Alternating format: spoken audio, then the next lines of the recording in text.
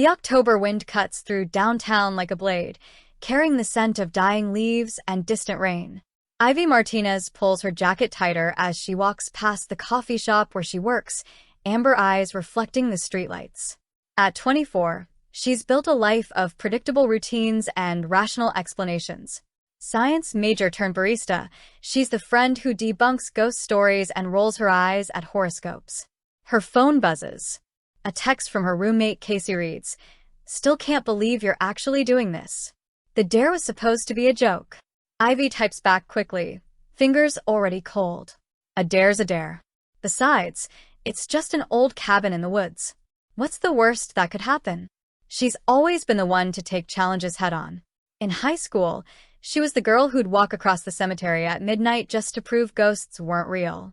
In college, she'd be the first to volunteer for the most difficult lab experiments. But if you enjoy the video, make sure to like, comment, and subscribe as that greatly helps the channel. Tonight feels different somehow, like the universe is holding its breath. The forest entrance looms ahead, marked by a weathered sign that reads, "Millbrook Nature Preserve. Trail closes at sunset." Ivy checks her watch. 7:30. The sun disappeared an hour ago, leaving only the pale glow of her phone's flashlight to guide her way. She steps onto the trail, dead leaves crunching beneath her hiking boots. The dare had been simple enough. Find the witch's cabin that locals whispered about. Take a photo, get out. Easy money from her skeptical friends who were tired of her debunking their supernatural stories. But as Ivy ventures deeper into the woods, something feels wrong. The trees seem to lean inward, creating a canopy so thick that even moonlight struggles to penetrate. Her flashlight beam wavers, casting dancing shadows that make her heart race despite her rational mind. Just an old cabin, she mutters to herself, voice echoing strangely in the silence. Probably doesn't even exist. The witch's prophecy. 20 minutes of wandering later, Ivy admits she's lost. The trail split 3 times, and she chose paths based on gut instinct rather than any real sense of direction. Her phone shows no signal, and the battery is dropping faster than it should in the cold. That's when she sees it. A crooked little cabin materializes between 2 dead oak trees, as if it stepped out of a fairy tale. Warm light flickers in the windows, and smoke curls from a chimney that shouldn't be warm if the place is truly abandoned. Ivy's scientific mind races for explanations, squatters, maybe, or park rangers using it as a shelter. But her feet carry her forward anyway. The door opens before she can knock. An old woman stands in the doorway, exactly what central casting would order for a witch. Wild gray hair, eyes like cigarette smoke, wearing layers of shawls and jewelry that chimes when she moves. But there's something unsettling about her smile, like she's been expecting this exact moment. "Ivy Martinez," the woman says, and Ivy's blood turns to ice water. "Right on time. How do you know my name?" Ivy's voice comes out smaller than she intended. The witch, because what else could she be, steps aside with a sweeping gesture. "Same way I know you're here on a dare, child. Same way I know you don't believe in magic. Yet. Come in. We have things to discuss." Against every instinct screaming at her to run, Ivy steps inside. The cabin is impossibly larger on the inside, filled with herbs hanging from the rafters, crystals lining the windowsills, and books that look older than civilization. The air smells of sage and something darker, something that makes Ivy's skin prickle with recognition she can't explain. "Sit," the witch commands, gesturing to a chair across from a small table covered in tarot cards. "Tea. I should go," Ivy stammers, but she sits anyway. Her body seems to be operating independently from her mind. The witch pours steaming liquid from a kettle that wasn't there a moment ago. "You came seeking proof that magic doesn't exist. Ironic, considering what's about to happen to you." "Nothing's about to happen to me." Ivy's voice gains strength. "This is just elaborate theater. You probably research everyone who comes through here." The witch's laugh sounds like autumn leaves scraping against windows. She begins laying cards on the table, each one landing with a soft thud that seems to echo in Ivy's chest. "The Fool," she says, placing the first card. "That's you, child." Standing at the edge of a cliff, about to step into the unknown. The second card shows 2 figures beneath the moon. the lovers. But not as you expect. The third makes Ivy's breath catch. A figure in chains, but the chains are loose, easily removed. The devil reversed. Freedom from bondage, but only through sacrifice. The witch's smoke-colored eyes meet Ivy's amber ones. You will fall in love with a stranger, child. She'll find you by moonlight, and she'll never be yours unless you break the spell that binds her. Ivy stands so quickly her chair topples backward. That's ridiculous. I'm not even. She stops, cheeks burning. Not even what? The witch's smile is knowing, predatory. Not even gay. Not even interested in love. Not even capable of believing in something beyond your precious science. All of the above. Ivy snaps, but her voice wavers. The witch gathers the cards with practiced ease. 3 nights from now, when the moon is full, walk the forest path again. She'll be waiting. Who will be waiting? The one who will teach you that some things are more powerful than disbelief. Ivy backs toward the door, heart hammering. This is insane. You're insane. Perhaps, the witch agrees cheerfully. But you'll be back, child. The cards never lie. Ivy flees into the night, leaving the witch's laughter echoing behind her. The return. For 3 days, Ivy tries to forget. She throws herself into work, pulling double shifts at the coffee shop and staying late to clean equipment that's already spotless. She tells herself the witch was just a lonely old woman playing games with tourists. The coincidence of knowing her name can be explained. Small town. Word travels fast. But the prophecy haunts her dreams. She finds herself researching local legends, scrolling through forums about supernatural encounters in Millbrook Forest. Most of it is obvious fiction, teenagers telling ghost stories for attention. But some accounts make her pause, describing a woman with silver hair who appears on nights when the moon is full. Casey notices her distraction on Wednesday evening. You've been weird since the dare, her roommate observes, looking up from her laptop. Did something actually happen out there? Just a crazy old woman pretending to be a fortune teller. Ivy lies, not meeting Casey's eyes. And nothing. She made some vague predictions about love and moonlight. Typical cold reading stuff. But even as she dismisses it, Ivy finds herself checking the lunar calendar. The full moon rises tomorrow night. Thursday crawls by with agonizing slowness. Ivy makes mistake after mistake at work, burning espresso and forgetting orders. Her manager, Mrs. Chun, finally sends her home early.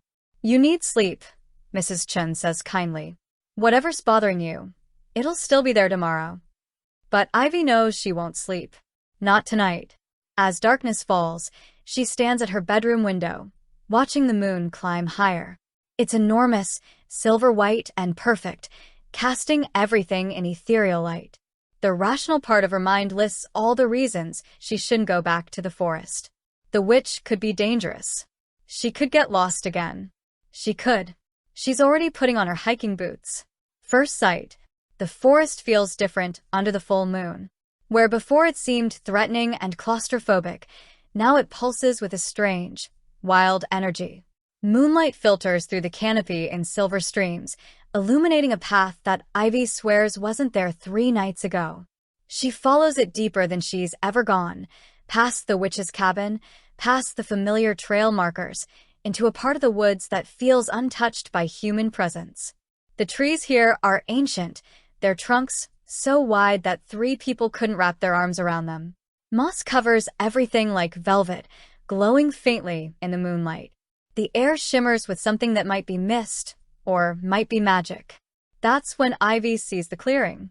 It opens before her like a cathedral, perfectly circular, ringed by standing stones that definitely weren't mentioned in any park brochure. And in the center, surrounded by a circle of flickering candles, stands the most beautiful woman Ivy has ever seen. Her hair cascades down her back like liquid moonlight, shifting between silver and pale blue with each movement. She's tall, graceful, wearing a dress that seems to be made of starlight and shadow. But it's her eyes that stop Ivy's heart, violet, luminous, ancient in a face that appears no older than her own. The woman looks up as if she's been waiting, and their gazes lock across the clearing. You're not supposed to be here, the woman says, her voice carrying an accent Ivy can't place, melodic and otherworldly. Not yet. Ivy's mouth goes dry. Every rational thought evaporates. Do you know me? The woman tilts her head, studying Ivy with those impossible eyes. Not yet, she says softly. But I will. She moves with fluid grace, circling the candles without disturbing their flames. You're the one the old witch spoke of. The skeptic who would come when the moon was full. You know about the witch? Ivy's voice comes out as barely a whisper. Morgana has been watching over me for many years. The woman's smile is sad, beautiful, haunted. She said someone would come. Someone who would change everything. I don't understand. Neither do I entirely. The woman approaches slowly, like someone trying not to spook a wild animal. But I felt you coming. 3 nights ago, something shifted in the forest. A presence I'd never sensed before. She stops just outside the circle of candles, close enough that Ivy can see the way moonlight seems to gather around her, making her skin luminescent. What's your name? Ivy asks. Saren. The name sounds like wind through leaves, like water over stones.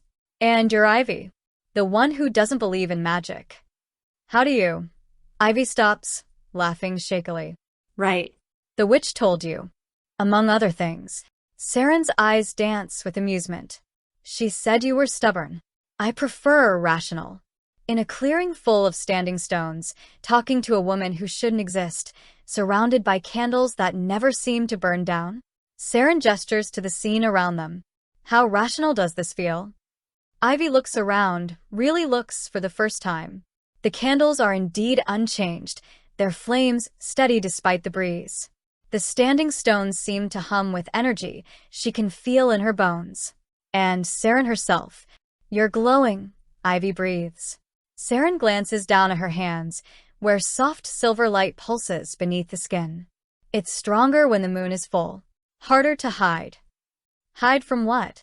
Saren's expression grows guarded. From people who wouldn't understand. From those who would fear what I am. And what are you? For a long moment, Saren doesn't answer. Then she steps backward, into the circle of candles, and begins to move her hands in intricate patterns. The flames respond, dancing higher, changing colors, blue, green, silver, gold. The air shimmers around her like heat waves, and Ivy swears she can see symbols forming in the light. I'm what your world would call a witch, Saren says simply. Though that word carries so much baggage, doesn't it? I prefer to think of myself as someone who remembers the old ways. The rational part of Ivy's mind screams that this is impossible, that she's hallucinating or dreaming. But the rest of her, the part that's been quietly suffocating under years of rigid skepticism, whispers that she's finally found something real. This isn't possible, she says, but there's no conviction in it. Saren's laugh is like silver bells. And yet, here we are. The dance of getting to know. Over the following weeks, Ivy returns to the clearing every night. She tells herself it's scientific curiosity, that she's gathering evidence to debunk what she's seeing. But deep down, she knows the truth. She's falling under Saren's spell in more ways than one.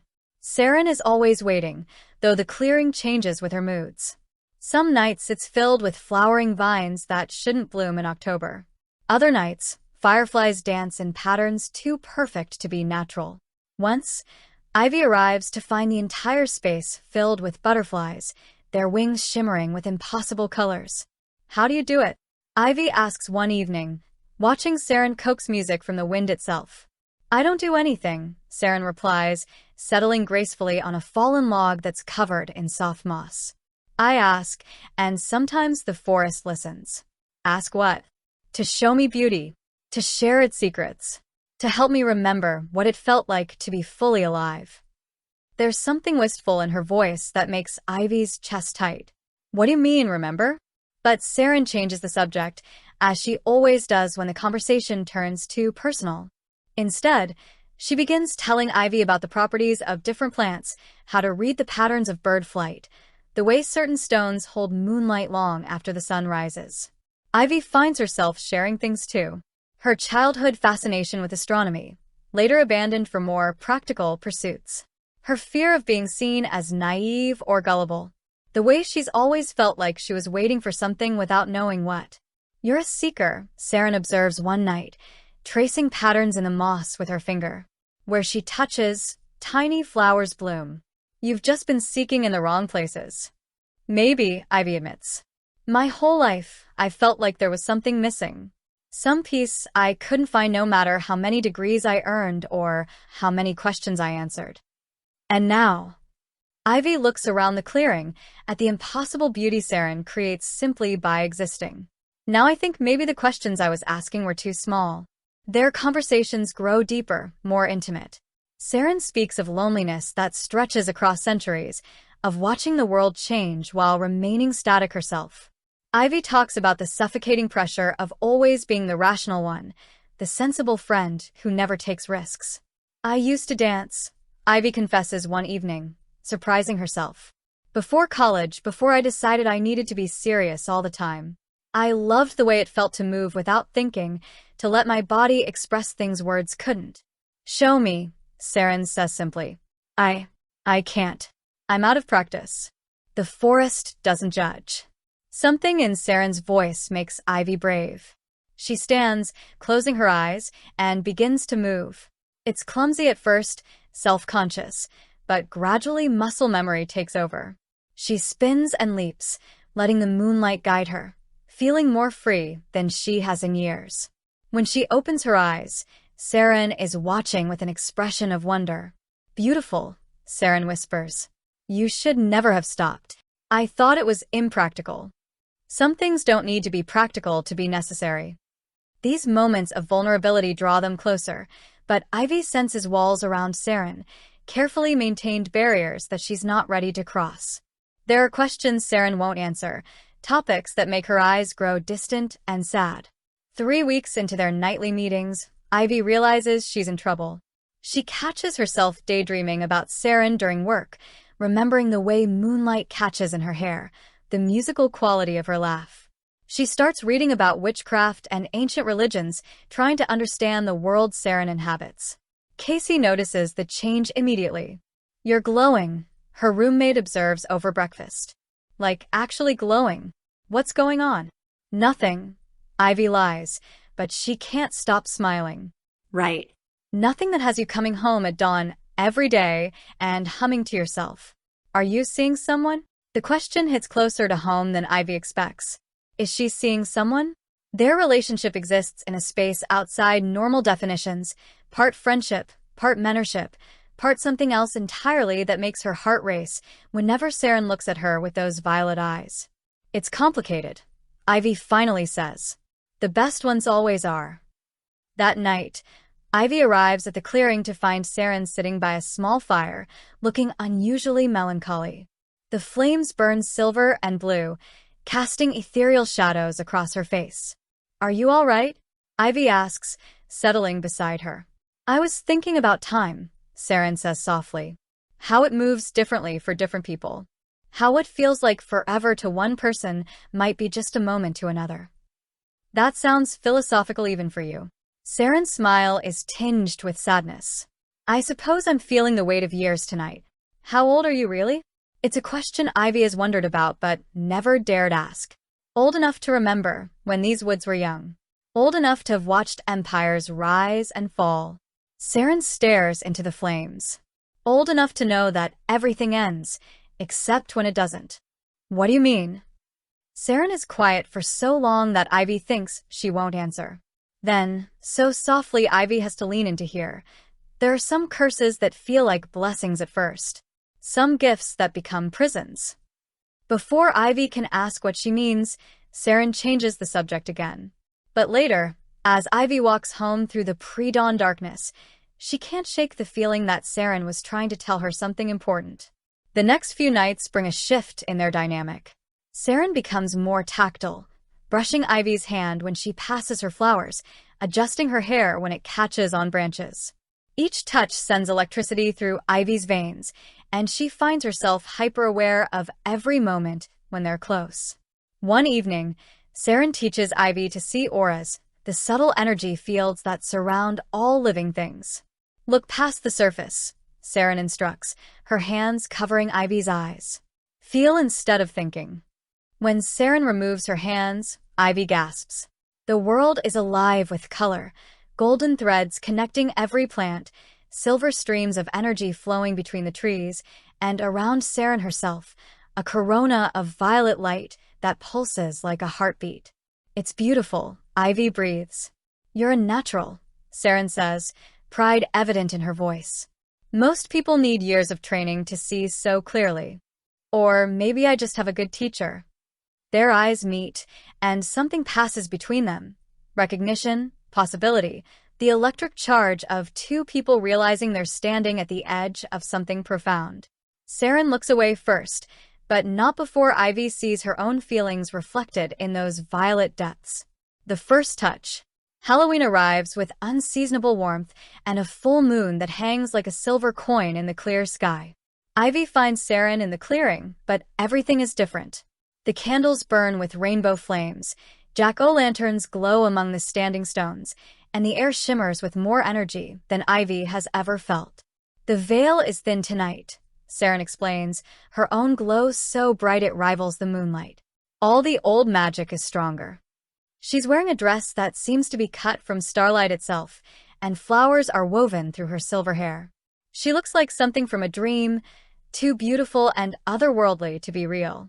You're staring, Saren observes, but she's smiling. Ivy struggles for words. You look like a goddess. Just a witch with delusions of grandeur, Saren laughs, but there's something vulnerable in her expression. The evening unfolds like a fairy tale. Saren shows Ivy magic she's never demonstrated before, making the trees dance, calling down shooting stars, painting auroras across the clear sky. It's as if she's showing off, wanting to impress, and Ivy is entranced by every impossibility. Dance with me, Saren says suddenly, extending her hand. There's no music. There's always music if you know how to listen. And there is. The wind carries a melody, the trees provide rhythm, the very stones hum in harmony. Saren draws Ivy into the circle of candles, and they move together like they've been partners for years. Ivy has never danced with another woman before, never held someone, and felt so perfectly matched. Saren leads with graceful confidence, spinning Ivy under the stars, dipping her low enough that her hair brushes the moss. This is crazy. Ivy laughs, breathless and exhilarated. The best things usually are, Saren replies. They're close now, so close Ivy can see the flecks of silver in Saren's violet eyes, can feel the warmth radiating from her luminous skin. The music slows, becomes something intimate and yearning. Ivy, Saren whispers, and her name sounds like a prayer. Yes. I need to tell you something. About what I am, about why I'm here. But Ivy doesn't want to talk. She's tired of mysteries and half-truths, tired of pretending she doesn't feel what's been building between them for weeks. Instead of answering, she reaches up and touches Saren's face, marveling at how soft her skin is despite its ethereal glow. Later, Ivy says. Tell me later. Saren's eyes flutter closed at the touch. You don't understand. If you knew the truth. I don't care. And she doesn't. Whatever secrets Saren holds, whatever complications await, none of it matters in this moment. Nothing matters except the way Saren's breath catches when Ivy's thumb traces her cheekbone, the way her aura flares brighter with emotion. I've never felt like this before, Ivy confesses. About anyone. Neither have I, Saren whispers. Not in centuries. The admission hangs between them, heavy with implication. Then Saren's hand covers Ivy's, pressing it more firmly against her cheek. Show me, Saren breathes. Ivy doesn't need to be asked twice. She rises on her toes, closing the distance between them, and brushes her lips against Saren's in the softest of kisses. The effect is immediate and overwhelming. Light explodes around them, not harsh, but warm and encompassing, like being inside a star. The candles flare higher, the flowers bloom brighter, and magic crackles through the air like lightning. When they break apart, both are glowing, Saren with her usual violet radiance, but Ivy too, her skin luminous with borrowed starlight. What's happening to me? Ivy gasps, staring at her hands. Saren's expression is wonder mixed with fear. You're awakening. The magic recognizes you. Is that good or bad? I don't know, Saren admits. It's never happened before. They stand there, bathed in impossible light, and Ivy realizes that everything is about to change. The rational part of her life, the carefully constructed walls she's built around her heart, all of it is crumbling in the face of something far more powerful than she ever imagined. What happens now? She asks. Saren's smile is radiant and heartbreaking. Now everything becomes complicated. Revelations and rising stakes. The days following Halloween bring a shift in their relationship that's both thrilling and terrifying. Ivy's newfound sensitivity to magic means she can feel Saren's presence even when they're apart. During work, she'll suddenly sense warmth and violet light, knowing that Saren is thinking of her. The connection goes both ways. Saren confesses that she can feel Ivy's emotions like ripples across still water. It's never happened before, Saren admits one evening as they sit by the fire. This kind of connection, it's what the old texts called a true binding. Is that why you can do magic now too? Ivy asks, watching a butterfly land on her palm and stay there, completely at ease. The magic was always in you, Saren explains. I just opened the door. But with awakening comes danger. Ivy starts experiencing what Saren calls bleed-through, moments when the magical world overlaps with the mundane. She sees auras around her coworkers, hears the whispered conversations of trees, feels the ley lines that run beneath the coffee shop like underground rivers. Casey notices her increasing strangeness. You're different, her roommate says bluntly over dinner. Not just happy different. Weird different. Your eyes are brighter. You barely eat. And yesterday, I swear I saw you talking to that dying plant on the windowsill. Maybe I'm just going through some changes, Ivy deflects. What kind of changes make plants grow when you touch them? Ivy looks at the plant in question, a half-dead fern that's now lush and green after she'd absent-mindedly watered it. She doesn't have an answer that won't sound insane. That night, she confronts Saren about the changes. I'm losing myself, Ivy says, pacing the clearing restlessly. Or becoming something else. I don't know which is worse. You're not losing yourself, Saren soothes. You're becoming who you were always meant to be. And what if I don't want to be that person? What if I liked my boring, rational life? Saren's expression grows pained. The magic can't be undone, Ivy. Once awakened, it becomes part of you forever. You should have warned me. Would you have believed me? Would you have stayed away? Ivy considers this, remembering the pull she felt toward the forest, toward Saren herself. No, she admits. Probably not. Some connections transcend choice, Saren says softly. Some things are simply meant to be.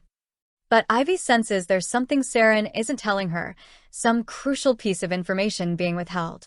The feeling grows stronger over the next few nights, as Saren becomes increasingly evasive about her past, her true nature, the reason she's bound to the forest.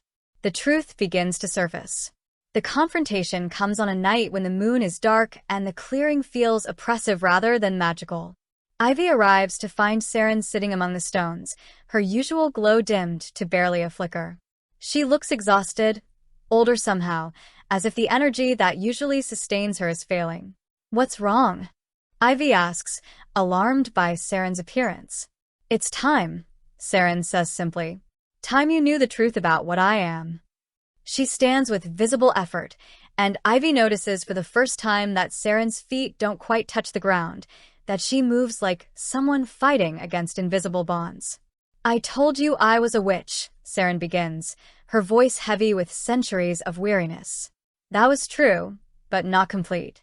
I was human once, yes. A healer in a village that no longer exists, in a time when such knowledge was feared rather than celebrated. The clearing shifts around them, and suddenly Ivy can see it, images flickering like old film, showing a younger Saren with darker hair and mortal eyes, tending to sick children, helping women in childbirth, mixing herbs by candlelight. I was good at what I did, Saren continues, her voice taking on a hypnotic cadence. Too good. When the plague came, and I saved more lives than the church thought possible, they called it witchcraft. When I healed the Lord's daughter of a fever that should have killed her, they called it a bargain with the devil. The images shift, showing torches in the night, angry faces, hands grabbing at Saren as she tries to flee. They would have burned me, Saren says, but the old witch, Morgana, she intervened. Offer me a choice, death by fire, or life eternal in the service of the forest. You chose life, Ivy breathes. I chose what I thought was life, Saren corrects bitterly. But immortality without the ability to truly live, to love, to connect, it's not life. It's a beautiful prison. The clearing returns to normal, but Saren's pain hangs in the air like smoke. The curse that saved me also bound me. I cannot leave these woods. I cannot age, cannot die, cannot form lasting connections with mortals. Anyone who gets too close. She trails off, unable to finish. What happens to them? Ivy asks, though she's not sure she wants to know. They forget, Saren whispers. The magic protects itself by erasing me from their memory. I've watched it happen dozens of times over the centuries. People find me, some even fall in love with me, but eventually the curse reclaims them. Ivy's blood runs cold. And you think that will happen to me? I hoped. Saren's voice breaks. I hoped you might be different. The magic you've awakened, the connection between us, it's unlike anything I've experienced. But the signs are already there. What signs? You're changing too quickly. The magic is overwhelming your human nature. Soon you'll have to choose, stay with me and lose your humanity entirely, or return to your old life and forget this ever happened. Ivy stares at her, processing the implications. That's why you've been holding back. Why you won't let me get too close. Every moment with you is borrowed time, Saren confirms. Every kiss, every touch, every whispered word of love, it all feeds the curse that will eventually tear us apart. And if I choose to stay? If I let the magic transform me completely? Saren's expression is heartbroken. Then you won't be you anymore. You'll become like me, eternal, beautiful, and utterly alone. The deepening crisis. The revelation changes everything and nothing. Ivy knows she should be terrified, should run back to her normal life and pray that the curse takes her memories before the knowledge destroys her. But she can't. Every rational argument crumbles in the face of what she feels for Saren. She throws herself into research, spending her days off work in the local library, digging through historical records and genealogical databases. She finds traces of Saren's story, records of a healer named Serena Brightwater who disappeared during the witch trials of 1692, accounts of strange sightings in Millbrook Forest dating back 3 centuries. But more importantly, she finds references to others like Saren, bound spirits who were offered similar bargains, and in rare cases, the conditions under which such curses could be broken. True Love's Sacrifice. She reads from a leather-bound tome in the library's special collections. When one freely chooses to surrender their mortal nature for the sake of another, the bonds of servitude may be severed. The text is frustratingly vague, but it gives Ivy hope. There might be a way to free Saren without losing herself, or, at least, a way to choose the terms of her transformation. That night, she confronts Saren with her findings. You knew, Ivy accuses, holding up photocopies of the relevant passages. You knew there might be a way to break the curse. Saren won't meet her eyes. I knew there were theories. Ancient stories told by those who never experienced the reality. But you didn't tell me. Because it's not a solution, Ivy. It's another form of the same trap. Saren's composure finally cracks, tears streaming down her luminous cheeks. The texts speak of sacrifice, but they don't explain what that means. To break my bonds, you would have to take them on yourself. I would become the forest guardian instead of you? We would both be bound, Saren sobs. Together, yes, but trapped forever in this magical prison. I won't ask that of you. What if I want to offer it? No. Saren's voice is firm despite her tears. I've had 3 centuries to consider this life. You've had 3 weeks. You don't understand what you'd be giving up. Then explain it to me. Saren takes a shuddering breath and begins to speak of the true nature of her existence. The endless years of solitude, watching the human world evolve while remaining static herself.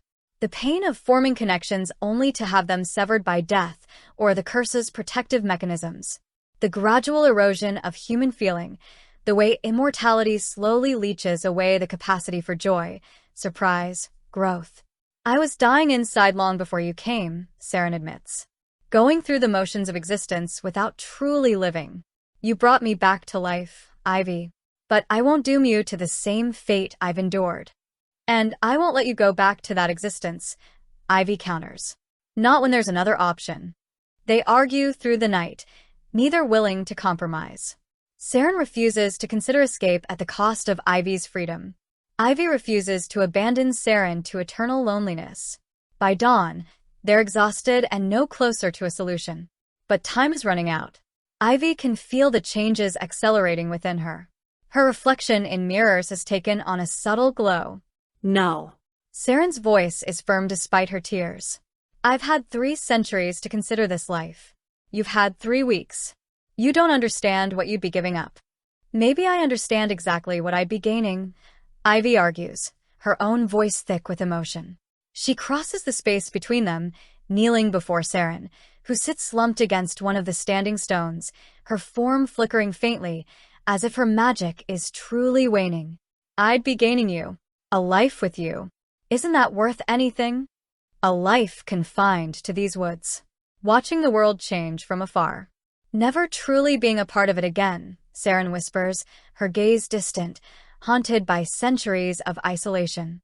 Never knowing what it feels like to walk freely under the sun in a city, to buy a coffee, to simply exist in the human world. But with me, Ivy insists, taking Saren's hands, which feel cold and fragile, unlike their usual vibrant warmth. We would be together. We could create our own world here. We could find joy, even in this prison. Isn't that what love is? Choosing to be somewhere, with someone, even when it's hard. Saren looks at her, her violet eyes clouded with pain and deep longing. Then explain it to me. Saren takes a shuddering breath and begins to speak of the true nature of her existence. The endless years of solitude, watching the human world evolve while remaining static herself. The pain of forming connections only to have them severed by death or the curse's protective mechanisms. The gradual erosion of human feeling, the way immortality slowly leaches away the capacity for joy, surprise, growth. I was dying inside long before you came, Saren admits. Going through the motions of existence without truly living. You brought me back to life, Ivy. But I won't doom you to the same fate I've endured. And I won't let you go back to that existence, Ivy counters. Not when there's another option. They argue through the night, neither willing to compromise. Saren refuses to consider escape at the cost of Ivy's freedom. Ivy refuses to abandon Saren to eternal loneliness. By dawn, they're exhausted and no closer to a solution. But time is running out. Ivy can feel the changes accelerating within her. Her reflection in mirrors has taken on a subtle glow. Her shadow seems to ripple at the edges, and sometimes the colors around her are too vibrant, too intense for the mundane world. She fears the moment her connection to her old life will simply snap, and she'll forget everything she's ever known, including Casey, her job, her very humanity. The next day, Ivy feels more disconnected from her regular life than ever before. At the coffee shop, the scent of roasting beans smells metallic, and the cheerful chatter of customers feels like static. She sees Mrs. Chen's aura as a worried, muddy green. Casey's a vibrant, chaotic orange. Ivy's own hands, as she pours milk for a latte, pulse with a faint, insistent silver light beneath her skin. She bumps a coworker, and for a split second, she hears their thoughts, a fleeting worry about rent, a plan for a weekend hike. It's overwhelming. That evening, Ivy doesn't even bother texting Casey. She simply leaves for the woods, a desperate urgency propelling her. The forest is quiet, holding its breath. She finds Saren by the standing stones, her form almost translucent in the fading light, her glow barely a flicker. She looks like she's fading, becoming part of the ancient moss and bark. Saren, Ivy whispers, rushing to her. Saren's eyes, usually luminous, are dull. You shouldn't have come. It's almost time for the magic to decide. Decide what. Whether you stay and become like me, or leave and forget. Saren reaches out a trembling hand, her touch surprisingly cold. The forest can only sustain one truly awakened soul in its heart. When your transformation completes, it will sever our connection, or bind you here permanently. There has to be another way, Ivy insists, tears stinging her eyes. There has to be a way for us both to be free. Saren shakes her head, a profound weariness in the gesture. I've searched for centuries. There's no escape from the bargain once it's made. Only transference. Ivy pulls out the photocopied pages from the library, crumpled and worn. This talked about true love's sacrifice. What if it's not about becoming bound instead of you, or with you? What if it's about something else entirely? Saren glances at the papers, her eyes holding no hope. Words. Legends. They offer false comfort. But what if it's a loophole? Ivy's mind races, pulling together fragments of ancient lore, the witch's cryptic words, Saren's longings. You said the curse binds you here because you're in service of the forest, right? And it leeches your humanity because you can't truly live or love or connect in the human world. What if the sacrifice isn't to take your place, but to free you from the need for a place at all? Saren frowns, her faint glow flickering with a spark of curiosity. What are you saying? The witch said freedom from bondage, but only through sacrifice. And she said you'd never be yours unless you break the spell that binds her. What if the magic isn't a prison for you, but a prison for love? What if the curse is broken when love is chosen over safety, when someone gives up something deeply human, not to become like you, but to set you free to be human again? Ivy clutches Saren's cold hands, her voice gaining desperate conviction. What if the sacrifice is my connection to this place? My ability to exist here, in your world, so that you can exist in mine? Saren stares at her, a profound understanding dawning in her eyes. You mean if your magic takes root here, fully, if you become the heart of the forest, then my connection to it, my need for it, would be severed? My binding would transfer to you, but with a different purpose, a different cost. Yes. Ivy feels a surge of adrenaline, a desperate hope. I become the guardian, the one who remembers the old ways. And you become free. You can leave the woods. You can live in the world. You can be human again. Saren pulls her hands away, her face a mixture of terror and awe. But that means you would be confined. You would be the one who watches, who doesn't age, who can't leave. You would be alone. Not alone, Ivy corrects, reaching for Saren's face, her own skin luminous now. I'd have you. You could visit me. We'd have a bridge between worlds. A way to connect that no curse could sever. And I wouldn't be like you. I'd be Ivy, with the magic, living here, knowing I chose this. Because I choose you. The air around them crackles. The standing stones pulse with a deep, resonant hum. Saren's fading glow intensifies, then surges, becoming blindingly bright. Ivy feels her own magic stirring within her, responding to the ancient power of the clearing, drawing her deeper into its embrace. Are you truly willing? Saren's voice is filled with a raw, agonizing choice. To give up your mortality, your freedom for me? More than anything, Ivy says, without a moment's hesitation. Her voice is clear, unwavering, imbued with a certainty she's never felt before. I'm tired of half-lives, Saren. Mine was already unfulfilled.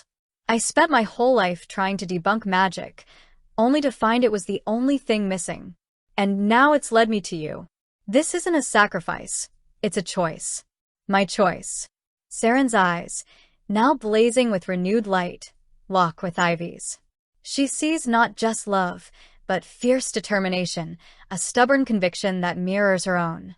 In Ivy's gaze, Saren sees the true meaning of the devil reversed, freedom from bondage, through the sacrifice of the self, for the sake of another.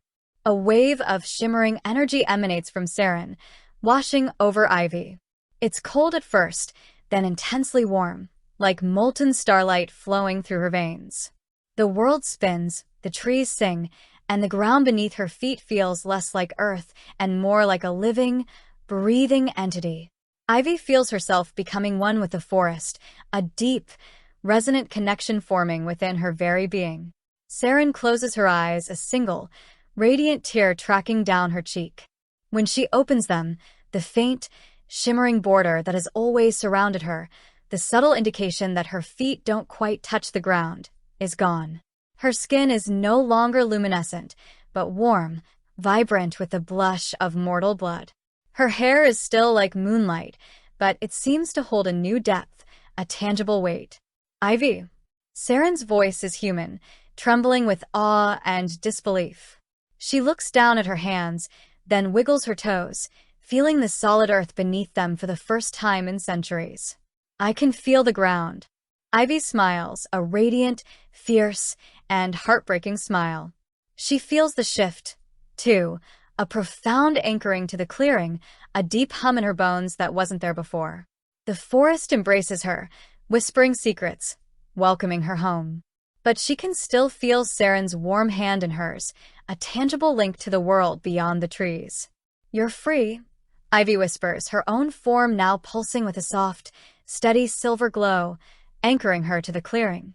Saren's eyes fill with tears of pure, unadulterated joy. She throws her arms around Ivy, holding her close, a desperate, human embrace. You did it. You actually did it. For a long moment, they hold each other, two beings forever changed, one released, one bound, but both finally, truly connected. Weeks later, the witch's cabin is no longer just a place of unsettling prophecies. It's become a small, cozy home, meticulously cleaned and filled with warmth. Ivy still works at the coffee shop a few days a week, her presence there now a bridge between two worlds. She still sees auras, still hears the forest's whispers, but the magic within her feels balanced, integrated, a part of her rather than an overwhelming force. She's learning to wield it, carefully, subtly. Saren, on the other hand, is discovering the human world with a child's wonder.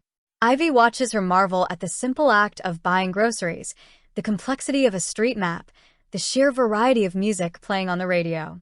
Saren's hair is still like moonlight, and her eyes still hold an ancient depth, but there's a new lightness to her step, a joyful curiosity that makes Ivy's heart ache with love. One crisp afternoon, Ivy sits on the cabin porch, sketching. The forest around her hums contentedly. Her sketch is of Saren, laughing in the coffee shop, holding a latte, her face alight with genuine human joy. It's a moment Ivy never thought she'd see. A familiar scent, a mix of sage and petrichor, signals Saren's approach. She walks out of the woods, carrying a bouquet of wildflowers. Her steps are firm, purposeful. She is no longer translucent, but solid, real, utterly human. Look what I found, Saren says, her voice full of delight, holding out the flowers. They were growing by the old creek bed, and the sun feels so warm on my skin today. She takes a deep, appreciative breath of the cool autumn air. It's different now. Everything is different. Ivy smiles, taking the flowers. It is. Saren sits beside her on the porch swing, leaning her head on Ivy's shoulder. Thank you, she whispers, for giving me this. For giving me a life I never thought I'd have.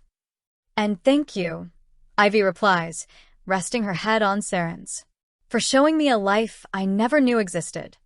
Ivy glances down at her hands, which still hold a faint, silver glow beneath the skin. She feels the deep, constant hum of the forest within her, a connection that is now an inseparable part of her being. She cannot leave these woods. Not truly. But when Saren looks up at her, her eyes sparkling with newfound human happiness, Ivy knows she wouldn't trade her choice for anything. I love you, Ivy says, the words feeling utterly true, grounded in a magical reality she once scoffed at. And I love you, Saren replies, her voice rich with the joy of a new beginning. She laces her fingers through Ivy's, her touch warm and real. Forever. The sun begins to set, casting long, golden shadows across the clearing.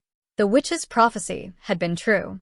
Ivy had fallen for a stranger, found her by moonlight, and broken the spell that bound her. But the witch had never said anything about the magic of a love that could bind them even in freedom, creating a life neither had ever imagined, where two worlds could finally meet.